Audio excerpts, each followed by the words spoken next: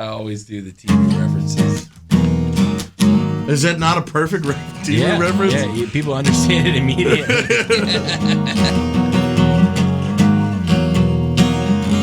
You let me know. So, what are you gonna play right now? I'm gonna play "Surrounded," which is the single coming out on the 19th. On the 19th. Tell me about this song. Yeah, so it's like it was basically a letter.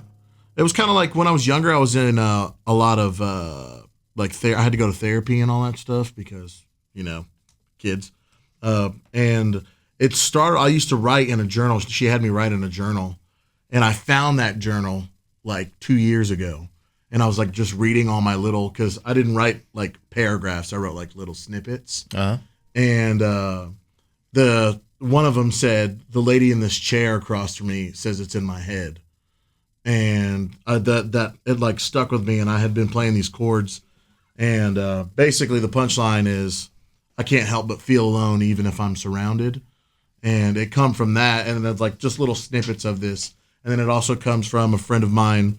She was always waiting by her phone for her. She argued with her dad a lot, and he would always say like, "I'll call you back when I'm ready. I'll call you back when I'm ready. I can't talk about this right now." And he would never call her back. And so the first verse is kind of like her story, and then the second verse is more of my story.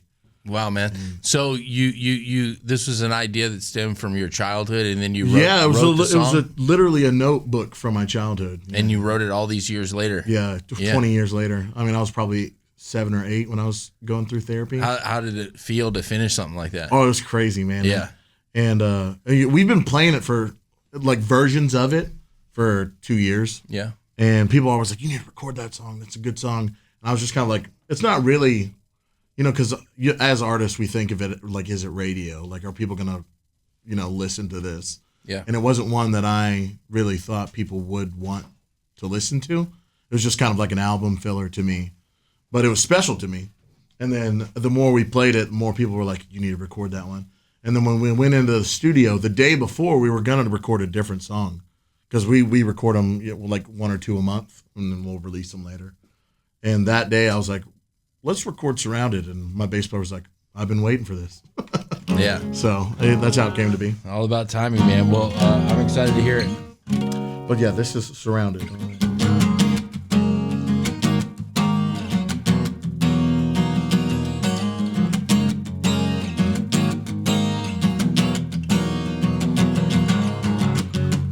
You've been waiting all day long for a call from a man that don't give a damn for you at all. It's been a long time coming, since the day you started running, yeah. Please help me, 'cause I've been dying on my own.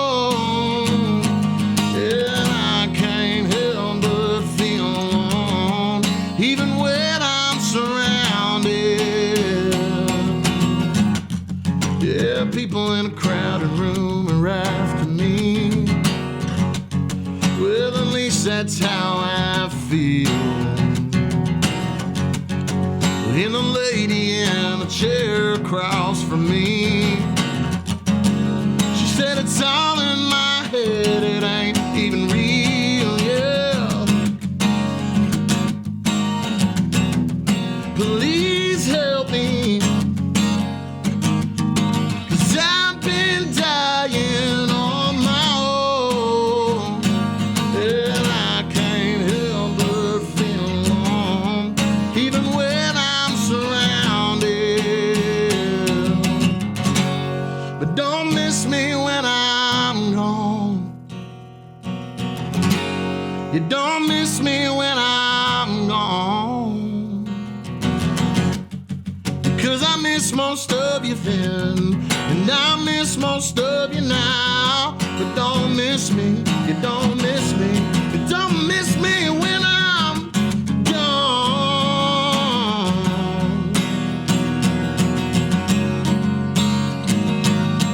'Cause I've been dying on my own, and I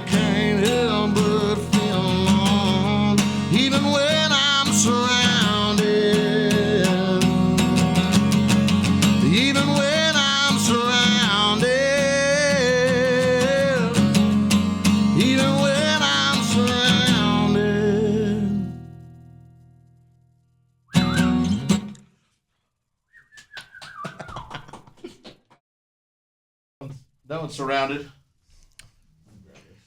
So where did you record that? We recorded with the same guy since I started my first band. His name's Wade Concien, and he was in a band called Like Monroe like 10, 12, 15 years ago, and they were real popular around here. They're like a metalcore band. Okay. And right at the end of their reign or whatever, their run as a band, they started this like management label kind of, and it was him and everybody from the band, and he was their studio guy, and we were with that management for like 3 months, and then we started recording with him outside of them for pretty much every song we've recorded except one, and our vibe is just so good, and when we're in the studio, it's like it's on. Do you feel like he's like the 12th man? Oh yeah, he's a big part of our recording process. He's definitely like, because a lot of the times we'll go into the song playing it with an idea of what we want, because most of the time we workshop the songs at shows. We'll like throw them in and I like that we did this, blah blah blah, and then I'll go in the studio so stubborn headed about how the vocals are gonna be or how a guitar player is gonna be, and he'll just I don't like that. Let's try this. Let's try this. Just try it, and we'll play the cuts, and we'll pick which one we like best. And so he's always thrown it in. He's very creative. He's definitely a producer rather than just hit record and mix and master your stuff, which is helpful when you're in that creative process. Absolutely. I think that is like part of the secret sauce for artists who really kind of find their identity and who are, uniquely authentic. People use the term authentic all the time, but I think when you have somebody who really believes in you, understands your sound, you can speak to them in a way and they understand it, and then they can, take your message, what you conveyed to them, and bring it to a new level. Oh yeah. I think that really helps, and I think that I was listening to "Feeling Hell." Yeah. And you mentioned before you went into this last song that you think about writing for radio. Yeah. Which I also think is super smart. A lot of people don't have that mindset. Yeah. Or it takes them a while to get there. Correct. And I could tell immediately when I listened to that song that it was a radio song. It's a great song for radio. Correct. And so I think when you're thriving like that with somebody behind the scenes and you feel a vibe, like I think you should lean into that more is what I'm saying. And a lot of artists that I've noticed, like they go into the studio and they're like, this is the way I want it. I don't care.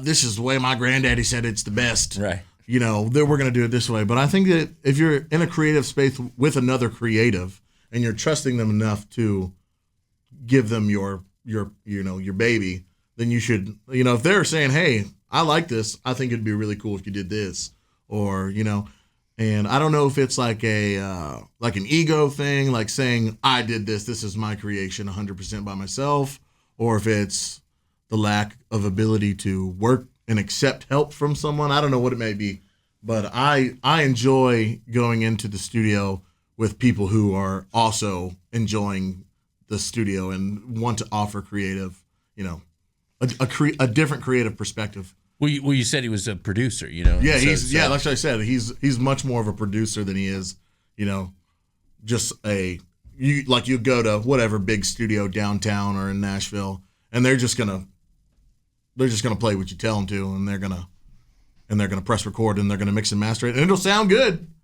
but did they offer anything creatively? Yeah, man, that's tough. Have you recorded in Nashville? I've done demos there, and I'm not a big fan of it. It's all very machine-like. There are some great places in Nashville that that do have pretty cool creative processes. But from my experience recording demos in Nashville, it's just kind of like, here's this piece of paper, do this. We're gonna hit record. You take your takes, and then you're gone. Yeah. It's and you're not really with anybody. Like, oh yeah, well we've got, Clay Walker's guitar player. He's gonna come in later and he's gonna record. Or we've got Chris Stapleton's drummer. He's going to come in 3 weeks and throw the drums over. Right. And so you don't really have a good creative feel. Yeah, you're not able to kind of, you can have all the ingredients, but you're not really cooking. Exactly. Right? So, you're not really making anything. I mean, you're bringing the ingredients to the table and to the kitchen, but I could see how that would be odd. In fact, the last artist that I had in here last week was talking about how she recorded her new song via a Zoom. Her whole session was Zoom recorded. And I thought I was like, what? Yeah, I thought that was pretty crazy. And she walked me through it, and she said basically that, she was on the other end with the producer, and she did her parts, and he recorded it, and then they had people come in after the fact, correct, and kind of put it together, soup it all up. And to me, I don't know if I could do that. I would agree with you. I know that some people work like that, and I guess that's like, how everything always is going to change, right? And so some people, that's all they know. So it's kind of hard for them to have a stronger opinion about maybe being in a creative space separately. Yeah, I guess if it is all you know. But I don't think that I could ever even consider that. Maybe if it was like I was FaceTiming or Zooming the producer while he was adding and, doing his thing after the fact, like post, and we were offering ideas in post together, maybe that could work with that. But I like to have it all, like, the way we do it is, we track the reference track, we do the drums, we do the bass, and then we build everything. And it'll all be rough, like your rough takes. And then he has everything he needs to build the song in post. And so I just trust him after the fact. And then, he sends me the thing, and most of the time it's only one that we need to do tweak. Yeah. On, and then he comes back with me. But I like to have it all done in person right there. Is that an old school way of thinking now? Or is it just... when you said that, I was like, maybe I'm old school. But yeah. Well, also too, I kind of want to talk to you about this a little bit. You briefly mentioned earlier that your sound is Yallternative. Yeah. I think that's the easiest subgenre to put us in. Right. Yeah. And I mean, just for shits and giggles, what does that mean to you, Yallternative? I think it's people from Texas who grew up listening to the Texas sound, and as it's evolved, they, because there has always been a pretty good rock metal scene in Texas. It's quiet, but it's been, but I think these people also grew up on their dads, listening to 2000 rock and dad rock, or they call it butt rock now, but dad rock and all that stuff. They like, your Stone Temple Pilots, right. And then when you moved in, Audio Slave, and these people that that created a sound, and then now you have them, and they want to play rock and roll music, but they're from Texas. So what do you have to do in Texas? You've got to be able to play the dance halls and the floor store. So they've made this blend of, this alternative rock with some Texas root to it. Because if you listen to it, it's not rock and roll. It's not like fully rock and roll. Some of it is, but it's like this blend. And I think it kind of started with like Cody West, 10, 15 years ago. Cody West, and because he came in like 12 years ago. And then like Ko Wetzel. But Ko Wetzel, when he came out, people always say Ko Wetzel, and I don't really like that comparison. Because when he came out, he was just doing Texas. It was like Texas Red Dirt. And like his first like Noise Complaint, like most of that is Red Dirt music. And so I don't really, even now I wouldn't really consider Ko Wetzel Yallternative. No. At all. And I know a lot of people, they're like, oh, Ko Wetzel, he's like Yallternative. I'm like, I wouldn't say that at all. I would say really the definitive big names in Yallternative is like Treaty Oak and Dexter and the Moonrocks. Right. I feel like Dexter and the Moonrocks is like the biggest Yallternative grungery or whatever they're saying. Right. Yeah. Faces. I listen to Treaty Oak a lot more than I do Dexter. Yeah. I like a couple of their songs. But why I brought it up was, for me, I come from that background too, right? I come from an alternative background, a rock background. I've been in Texas my whole life. I'm 46 years old as of yesterday, and I grew up listening to country music and rock and roll. Yeah. You know, and I love that we're in this era, and I didn't really see it while it was happening, but it's clear that we're here now. Correct. Where Texas musicians are playing for country crowds, but not necessarily country music. Correct. But it has country storytelling and elements of country music, and the fans are the same people that you would see at, at a Jason Boland concert, Right. or a whoever. And I love that we're there right now. You know, I love that that's being included.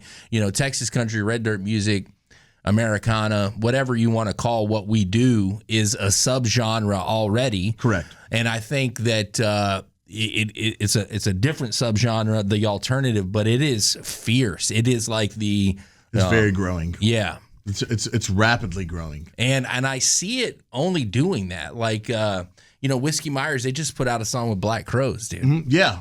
And it's a lot of people, and I want to always separate it, because then you have something like mainstream country music where there is no boundary now. There's no, you could play country music and you could hear an actual pop song. Right. 20 years ago it would be considered a pop song. Right. But now it's playing on country, like mainstream country radio. Nothing wrong with that. But I think that it's so mixed in now. So, and in Texas, I think that it's important that we separate what we call the alternative and this new wave, because I do respect and appreciate so much the actual red dirt and the Texas country guys like your Kragers and your Kevin Fowlers, who have an entire own country sound of their own, which they started, in the 90s.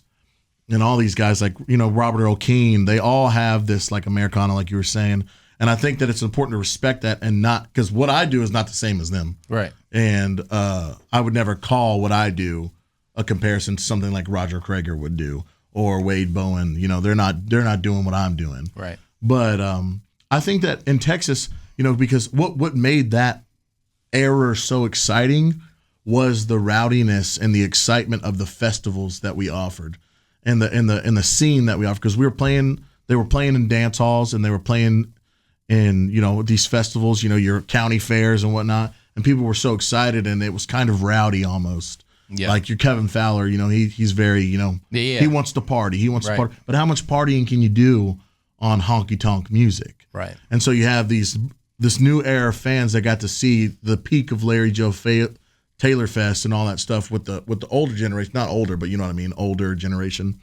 And so now we can add this actual, get a little crazy rowdy to the music, and people can go and like really feel, comfortable in these rock settings, Yeah, man. And I think that's cool. I think that's like the slow evolution of what's happening in Texas, and it's all around a good time. I was with Shane Smith about a year ago, and he compared it to what happened in Seattle in the 90s. With the grunge movement. And I think something you kind of touched on there, and it kind of clicked for me in my head, is like, rock bands, right, from the 70s onward up until now, there's always been a rock scene, right? Yeah. Rock guys would go out and promote, and they would grind, and I think the country crowd embraces the scene life, right? It's a family type atmosphere. They feel connected to you. So correct. It was kind of easy for the scene guys to become a part of this scene. And I don't know. I just think it works. And I think that, what you said there, kind of the scene makes a difference. The scene is the family. We call it a scene from the rock side of it, but really the country folks, it's just family. It's the same thing though. Yeah, but you're inviting them into, your space, and then you're sharing the vibe with them, and I think that it's just growing. It's just you're getting a little bit of everything over the past 25 years. Yeah, and it's all coming together now. And now you've got man, I saw a lot of people are garage bands now. And for I don't know 10, 15 years, we haven't really seen like people throwing parties in their garage and having the block over. And I've seen it happen a lot recently. Yeah, yeah. I mean, We got hired to play this private party, and that's all it was. This guy was like, I mean, granted, it was a big garage, but he was like, it was a very well off man. But he had, I mean, there was like 200 people there smushed into a garage, and we were in the corner and we were jamming out. People were going crazy, you know, having a great time. They didn't really know hardly any of our music, but they knew a few of them, and it was fun. And we played, and it was. I promise you, that guy probably could have hired any country band, and had the same turnout and the same vibe. Everybody's just having a good time. Yeah, let's. We just got started talking, but we're here with Justin from JT and the Blacktops. JT and the Blacktops sounds like Texas. You're originally from Deer Park, but you just moved. I did. I just moved to Willis, which is complete opposite ends of the spectrum. It smells a lot better in Willis, doesn't it? And you know what's so crazy is because I grew up in Deer Park, which is near Pasadena. Everybody calls it Stinkadena. Yep. They're basically the same city if you're talking about like really like size wise. They're about the same size as any other city, but if you put them together. But I haven't lived there. You know, I lived everywhere. I lived in Austin. I lived in recently I lived in Alvin for 3 years. Okay. And even being just that far away from it, I drove by there. I was staying with a buddy of mine while I've been moving, and he lives in Pasadena, and I drove down 225, and I was like, what? God! Yeah. But you don't smell it. When you live there, it's not there. You don't even smell it. And I'm like, I don't know why people are so off about how bad Pasadena smells. I bought my first house in Pasadena, so I always have a little bit of love for that area. I have a lot of love for that area, honestly. But yeah, man, I also love Willis, and welcome to the North Side, I guess, man, and welcome to the room here, man. JT, I appreciate you being really here, grateful for having me. Yeah, man, I'm happy to have you, dude. I saw you originally at Henry's Hideout a few years ago in Magnolia, and you guys, you guys always brought that vibe. You always brought that party. It was always a party. You could tell as soon as you got on stage, it was something different. Yeah. And I appreciate that. I enjoyed watching you there, man. It was a lot of fun. In fact, we recorded you a couple of times. I did, and put you on Texas Country Network. And yeah, man. So I've been a fan of what you do. I'll be honest with you. Is it Feeling Hell? Feeling Hell. Man, that's a great song. Yeah, we wrote that song in Austin. In Pflugerville, my guitar player, he was supposed to be here, but he decided to go on a cruise. He might be on Disney Cruise Line, but he's on USS Bruising, cruising for bruising, joke. But he was supposed to be here, and he's a big part of our sound. Just like, it's actually really weird because Treaty Oak always says that his guitar player, Sam's guitar, I don't know what his name is, but he's a big part of the sound because he comes from like a Southwest emo vibe. And he adds these harmonies that are not quite country, because country harmonies are very specific. And we kind of grew up, we have built the sound together, and he wasn't really singing harmonies. And I was like, I don't want you to learn how to sing harmonies through country music. I said, go listen to some of these bands that I like Coheed and Cambria and a bunch of others. I sent him like names you've probably never heard of, but like Modern Baseball and Free Throw. There's a lot of like Southwest emo bands that have these really weird like harmony stylings. And I said, learn from these guys. And he did, and we've just grown, and it's like a huge part of these harmonies, and I love them. But I wrote it with him. That was like the week before his girlfriend, they broke up. And he knew it was coming. Yeah. They broke up. He knew it was coming. And at the show, he was like, I hope she's feeling hell. And I was like, and so we started messing around with it. And it was kind of like, the song was kind of like a letter. And you know how, sign off, you say, well, I hope you're feeling well. It was kind of like that. I hope you're feeling hell. Right. And that it came to be. And it was such a throw off. It started off completely different, as in completely different key. And then as we were like, yeah, we kind of like this song, because we would play it at acoustic shows. And we got the opportunity to record it, and I did not doubt for 1 second that it was going to be a good song. Yeah, man, it was a jam, dude. I played it like 3 times on the way up here. I want to talk to you about where people can see that vibe. You've got a couple of shows. Again, we're here with Justin from JT and the Blacktops. You're playing the 19th Hole. Yes. Which is a venue that, honestly, man, I love, dude. I've known it for such a long time. It's such a staple. Like, that's my backyard, dude. That's 10 minutes from my house. Yeah. And that place. Tell me about the show. When is it? I know it's the last Saturday of May. I think it's 26th. June. Yeah. Last Saturday of the month. We've got Marshland Ranch, who you recently had on.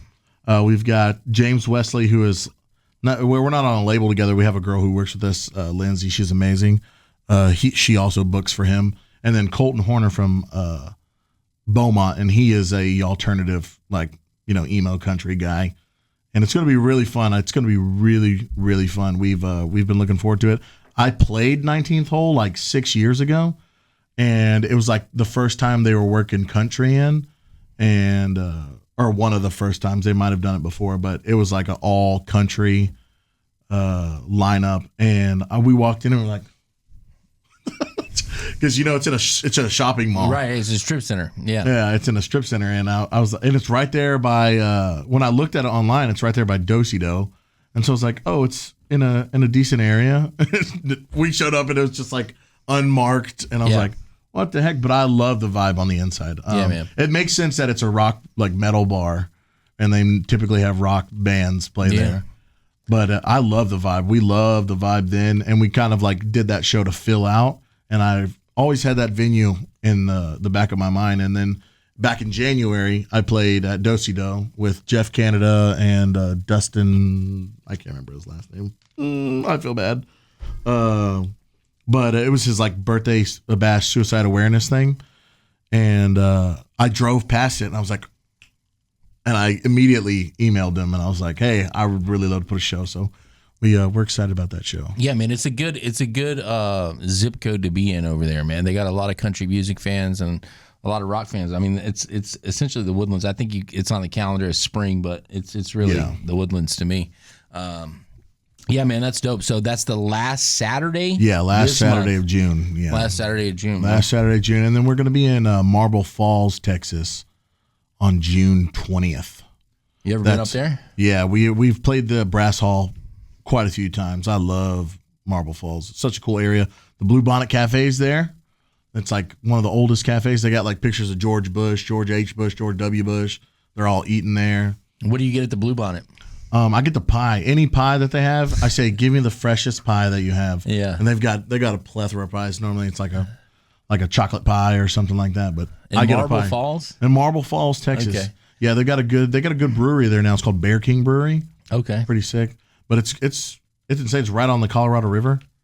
And we were talking about Horseshoe Bay. It's also right there at Horseshoe Bay. Yeah. Big fancy resort. But yeah, it's just this old little diner, and the line is always 45 people long into the parking lot, but you're never standing there longer than 20 minutes. Yeah. Because nobody's there to sit down and eat a big old meal. They're either there to get a pancake or they're there to have a coffee and some pie. And I love it. You sit down and you eat your pie. You're looking at this line. You're like, I'm going to be here for 3 hours. No, it goes like that. Yeah.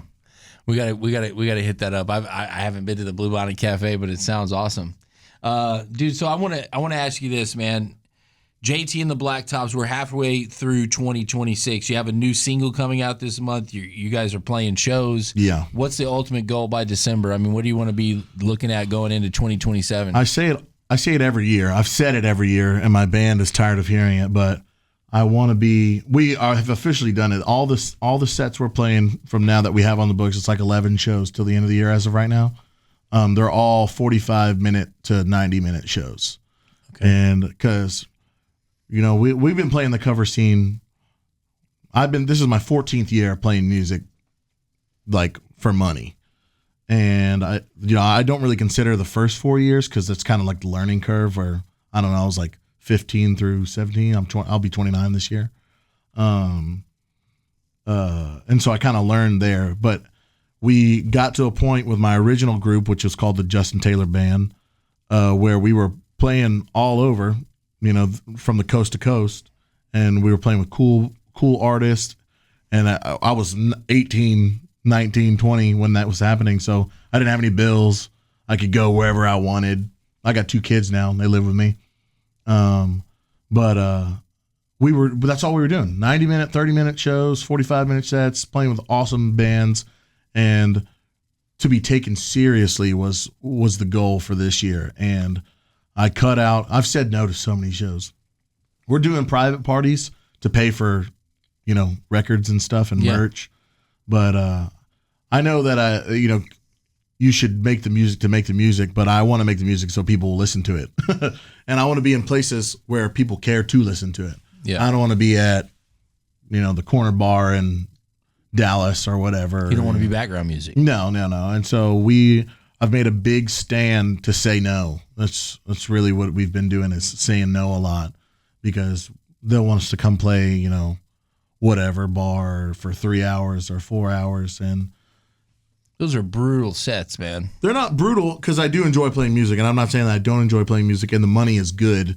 And I'm not saying that the money, because a lot of places will say, well, we'll give you some more money. I'm like, well, the money's not the issue, because that's more money than I'm going to make for like 3 of my original shows, Right. But I'd rather play, because we just went up in December. We went up and played in Amarillo at Hoots Pub. Okay. And it was on a guarantee only, whatever, sold 23 tickets in a 800-person room. But those 23 tickets, they were up at the front, and they stayed the entire time. And they knew the majority of our songs. And I had a great time. It was amazing. We made $230 or something, $240. Which doesn't even cover your costs to get to But I took that money with a smile, and we drove all the way back to Houston and had a great time. Had a fantastic time. I'd rather do that so many times, every time, than take $1,500 and play for 4 hours at whatever bar in Houston. Yeah. Yeah, man. I understand people love cover music, right? And that's what sells drinks, and people can come into the bar and do that. But it's just, for real fans of music, for the most part, I think we want to hear original artists do their thing, right? Like, for me, I do. And so that's why I said those sets are brutal. And I think they can be a mic to an artist who's up there getting judged on songs that aren't even theirs, right? And you're literally guessing and hoping that these people are going to connect with whatever song you picked from some other artist. And then too, it's like, I think it is important for guys like you and Jeff Canada. I know it's really important to him to play in rooms where people are there for what he can contribute, what he can offer them, right? Correct. Through music and through storytelling and sharing his experiences. And when you're playing a 4-hour cover gig, whoever's pub, you're literally like background music. And for me, I don't know how guys do it, to be honest. The biggest thing for me is it's a energy killer. It's a killer of creativity. It's a killer of motivation. It's a killer of pretty much everything that you have to do to be a successful artist. Because you go out there and because for an example, I've seen a good friend of mine who I love their original music, and I will go watch them. First time I saw them, they were playing their original music, and I was like, oh my God, this person's amazing. This is incredible. Like, I'm watching this person, I'm sucked into the show. I got there, the 45 minutes, I'm locked in. The show's over. And then somebody said, well, yeah, I saw them last week, and they were terrible. It was like, I couldn't listen to it. I was like, I don't know we're not talking about the same person. Right. And they're like, no. And what happened was they saw them at the last hour set of a 4-hour set, and they were playing the songs that they're just getting them through the night, and it was a completely different vibe. It's a completely different energy, because when you come see our show, we play at Scout Bar a lot, and when we play at Scout Bar, people who see us at Scout Bar have come to see us, play a live show, and they're like, oh, it wasn't the same. I'm like, well, just come see us at Scout Bar then. Yeah, because how many bands have said that throughout the years? What an epic venue Scout is. I love Scout Bar. Well, and the energy. I am tired. I am 45 minutes at Scout Bar on a set. I am like, I need to go sit down for 15 minutes and catch my breath. And it's because the people that are there, it's like, the energy is just boom. And I get it. There's a lot of people who play there and they're like, oh, it wasn't the same for me. Well, I think, as an artist, you set the tone of the energy. You set the people that are at Scout Bar are there to see music. Yep. They're there to see. There's no food. There's no bar. Right. Or there is a bar, but it's a venue. They're there to be entertained, and there's a lot of people who can attest. You can ask Trey or anybody. When you come see us, I've got control, and it's one thing that I've learned over the years how to do very well is set the tone for the show. Even if the band that's playing after us isn't really that tone, I don't care. I'm going in and I'm gonna set the tone. Trey has said this. A buddy of ours named Dalton has said this. They said if we ever get put on a bill together, like we don't want to go after. Not because we're significantly better or more talented singers. It's just the energy of the show is so high when we're done that it's kind of like they've got to get out there and match it. But Trey's band, they're like a softer rock kind of country group, and so our last song, it's like and everyone's yes, it's headliner energy. Oh yeah, man. And that you just said that, and I tell people all the time. I said go back into 2016 and Google Morgan Wallen live in 2016, and he's playing in like a bar, but he's got lights, he's got smoke. Everyone in his band is like this. There's like 5 people in front of him, but it looks like you're watching somebody you would see on a stage. Yeah. And that was why Morgan Wallen initially took off so quickly and so big after, his years of when he started doing that was when people were like, oh my gosh, this is something that I want to see. And it's because he went out there and he played Georgia's Sunshine Festival for 200 people like it was an arena full of people. Right. And every member of the band is banging every song. They're up there slinging their guitars, doing solos for no one in front of them. He's jumping up and down. There's smoke. There's lights. And that's why people took him seriously. That's why people wanted to go see him, because he was doing these amazing shows every single night. But I don't think you can do that playing covers. It's almost impossible. Yeah, unless you're a tribute band. That's completely different. But covers, 4 hours, all night. Another thing too, man, and it's so hard for me too. There's just certain songs you shouldn't cover, right? I agree. But then there's also songs that you have to play if you're in a honky tonk, right? Oh yeah. And so then you find artists who are singing George Strait that should never be singing George Strait, and it can be somewhat offensive, And I'm not trying to be a hater on anybody, no. But it's a difficult place to be for musicians to have to play covers, and it's a shame that we're there. Where these bars and these venues feel like they have to book a cover band to make money. Yeah, because they don't. There's a lot of people who could sell tickets. There's a lot of people who would pay to see some of these local groups. And you know what I'll also say, man, and this is not a hater statement either. It may come across that way, but it is what it is. Yeah. The bands that are selling tickets in 2026 are Yallternative. They're a different type of country, right? They're what's new. That's what people want to hear. Yeah. Yeah, it's like it's I've seen some great artists recently at venues all across the state of Texas that have #1 singles. They get radio spins. They've had a pretty good run, 10 years or more touring with large acts, and they can't sell 100 tickets. Then I see guys who are here in Magnolia, Texas, or, Santa Fe or wherever, that can sell 200, 300, 400 tickets on their own website before doors, and then have, a walk up of 50 or more people. Yeah. And they've got, dude, that's what's crazy to me with this. I understand it, but I don't understand why it is that way, because I know people who have 10 #1s in Texas, and there's a band up the road that could sell out a room, and they have 1 million streams on Spotify. It's all about, yeah, what is that? But they've never even had a song chart on the radio ever, and they've been around probably double amount of time. But they can sell the tickets, and the person with 10 #1s couldn't fill a 200 room. Yeah, it just but people will take that person more seriously than the band who doesn't have #1s and doesn't have the reputation. It is a weird dichotomy that we face here, which blows my mind, because to me it would make more sense. Do you want people spending money to be in your place, or do you want to?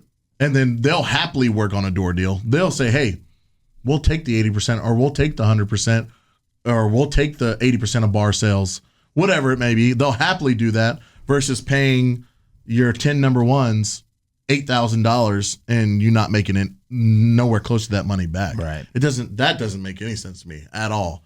And, all in the name of, we've got to keep it traditional. We've got to keep it honky tonk or whatever. And there's a lot of venues that have steered away from only having, traditionally country musics, like John T. Floors. That was like a Western country Texas red dirt venue, but they'll let the alternative rock guys come in and they're selling tickets. They're selling their inside room out, Yeah. like Cole Barnhill and the CC Rev guy, Gavin Freeman. Yeah. They're playing the inside room at Floors and they're selling it out. And people want to see it. And yeah, the crowd might be a little more rowdy than John T. Floors is used to, but I don't think that matters. They're not breaking anything. They're having a great time. They're spending money at your bar. And those guys don't have number ones, but I bet you some of these folks who have, 9, 10, 11, 12 number ones that went in, I bet they couldn't sell out the inside room at. Man, a lot of those guys can't, and they have great music, Yeah. the traditional style country music, and you wonder why they just can't get it done on show night, right? And not from a performance standpoint, but from, putting asses in seats and making money for, the people that you're in partnership with, the bar. Personally, I think that the people of Texas love the Texas red dirt music, and they love their legends. They love their, Turnpike Troubadours and their everybody on that. Their Shane Smith and the Saints and Wade Bowen and Mike Ryan. But they're ready for something new. It's the world we live in. It's change, something new, and there will always be the spots for this honky tonk, listening red dirt, but I think now that I don't even think it's so much about the music, because I know a lot of honky tonk bands that sell tickets and they got great vibes, and I think it's the energy. I think it's the energy that you put out, because right now it's such a trend. It's like it's very trendy to be the 90s guy. Like I'm doing the 90s thing, but are you really authentically doing the 90s thing? Are you just doing the 90s thing because that's what you liked or that's what you think people want to hear? Yeah. And I think that that's why I like Dexter and the Moonrocks. I mean, because I like some of their songs, but if somebody would show me a Dexter and the Moonrocks record before Dexter and the Moonrocks, I probably wouldn't have listened to it. I'm rather than like, yeah, they've got some potential, but they're authentic. They're so authentic to what they're making, and they are guerrilla marketers to the max. Every person in that band is, playing the game like they need to play, this new social media game, and they all have their second accounts that are running, fan pages and it's genius. It's so smart, and then they're not compromising on their music either. They're doing this new thing, which they are doing their own style of it. They really are. There's not really, you hear right now, if you hear that guy's voice, I don't know what his name is. It's not Dexter. None of them are named Dexter. But when you hear that voice, you know that that's that band. And they've got this unique, music styling, that's Texas and alternative and all that stuff. And I think that they're so authentic. And there's some guys that I know that are very authentic to the 90s, early 2000s country. And when they make their music, it actually sounds like it. But there's a lot of people that make it, and it sounds like they're trying to make 90s country music. Yeah. And I think that that's why, because people want to hear it, but then you go see him and you're like, this isn't that guy. I'll tell you what, too, man. One of the guys that I thought of when you were just saying all that stuff is Braxton Keith. And, some people may say that he's trying to go down that 90s route, but I will tell you what, dude, Braxton Keith's concert is a party, man. Oh, yeah. It is one of the most entertaining country shows that I have seen in the last couple of years. Well, I saw him probably about a year ago, and this is when he first became friends with Mexican OT, so Mexican OT came out, Drody came out. What a world, Clyde. But, bro, the place was sold out. I was sitting like on the second level, so I could see the entire floor, and and I don't know how many people were in, but it was sold out. It was at capacity, and it was just a Talking about 713? Yeah. Yeah. It was a good night, man. And he's an incredible entertainer. And the thing is, I heard I'm not a fan of him, but I 100% know he's doing it right. And his show is incredible. But I heard one of his new songs, and I was like, this is a swing song. This is a Western swing song. Yeah. And there was no doubt about it. There was no doubt about it. And I think that also the thing about chasing the 90s sound is this is a part that not anybody but musicians will think of is the access to the technology to recreate that sound. Because if you're trying to recreate a 90s sound in a computer studio, a home studio, you're probably not going to get it. You need those big rooms, those big tweed amps. You can't have them fake, and you can't do it over a Zoom call. Probably. No, you cannot do it over a Zoom call, probably. But you need the access to that space to recreate those sounds because you cannot do it digitally. It's just you can always tell as a musician, you can always tell when somebody's doing it through like a modeler or whatever they may be doing it, trying to recreate that Western sound or that 90s sound. But there's just certain things that you can't recreate when it comes to how they recorded music then, because it was completely different than we do it now. I think I might know the direction you're going to answer this next question, but what are your thoughts on AI and AI being in music? I have been blocked by many an AI record label. Because I will start a slander campaign real quick. And I have a lot of people on my Facebook that feel the same way. And so they will. But I don't think that. I think that where AI becomes weird to me, and I think that it shouldn't belong, is the thing like they're doing with Randy Travis. Where Randy Travis had a stroke. He can't sing. He can't talk. But he's putting out new music, and it's Randy Travis. They're like, oh, it's compilations of his old voice. No, that's not Randy.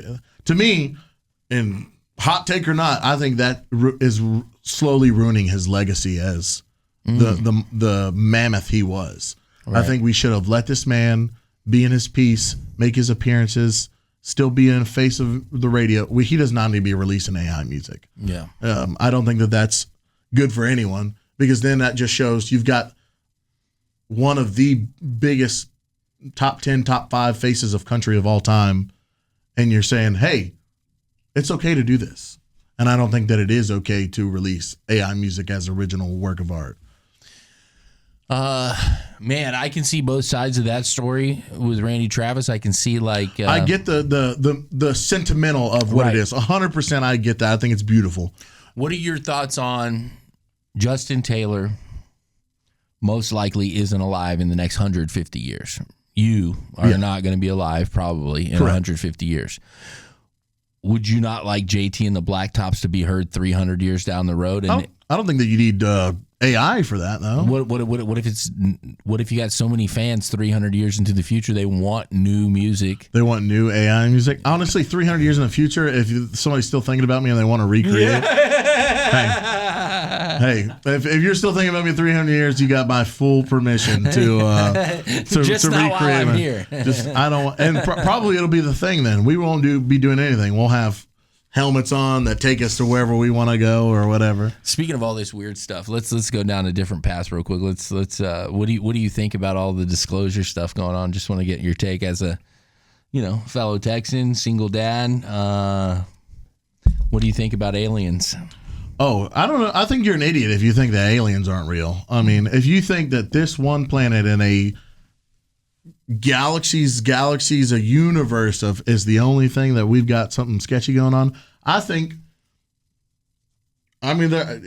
there's no way that there's not something out there. I don't know if it's probably not the humanoid, green goblins that we think of, but I don't think there's any rational way you can think of this being the only place that there's people that can communicate in life and travel.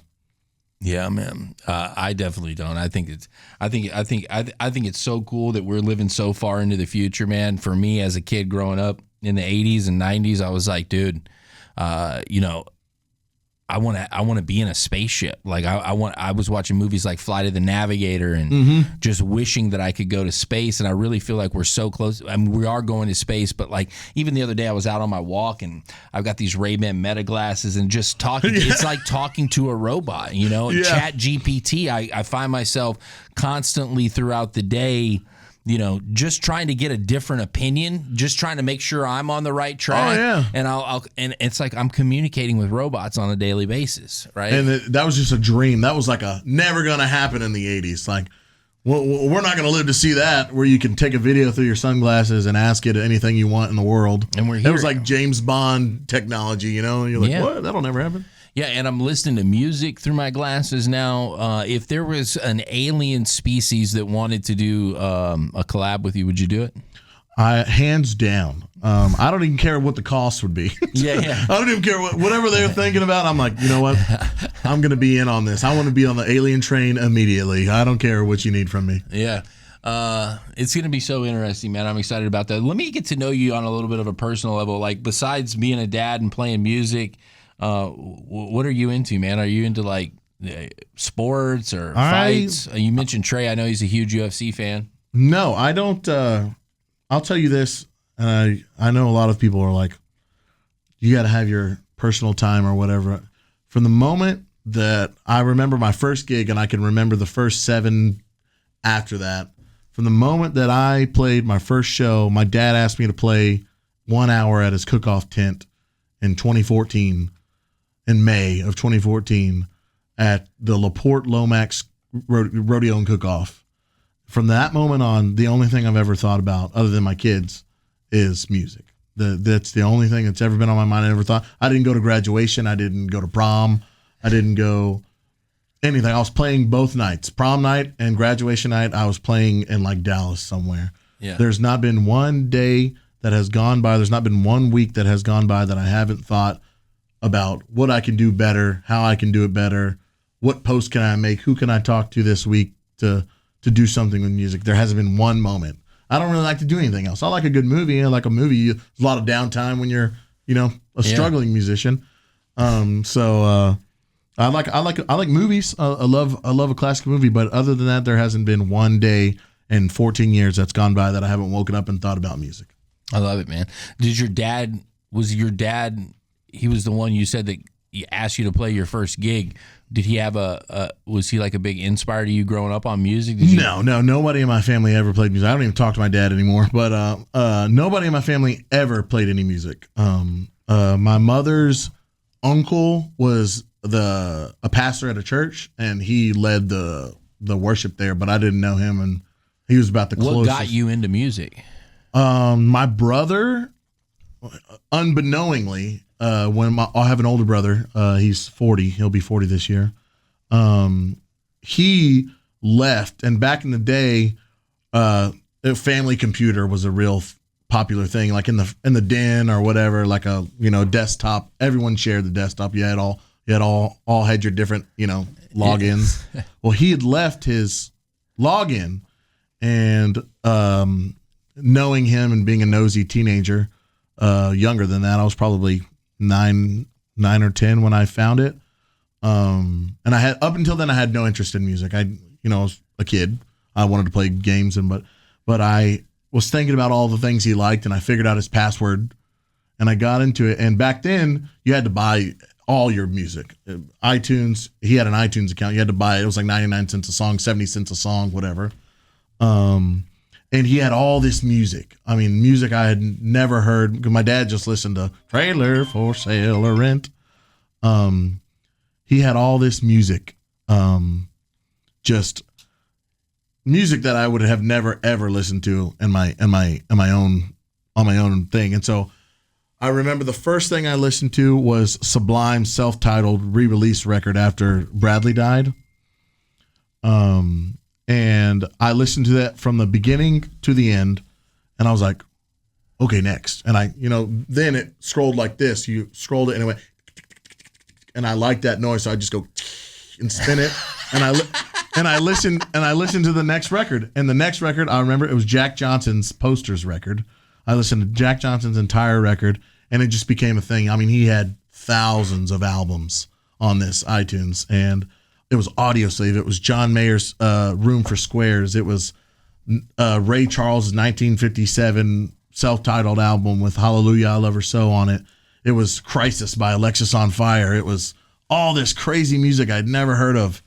And he single-handedly, unbeknowingly, I've told him this now, but was responsible for my taste and my love for music, because I was like, what the hell, these people, there's more music than just Kenny Rogers, because that's all my dad would listen to, Kenny Rogers and the Eagles.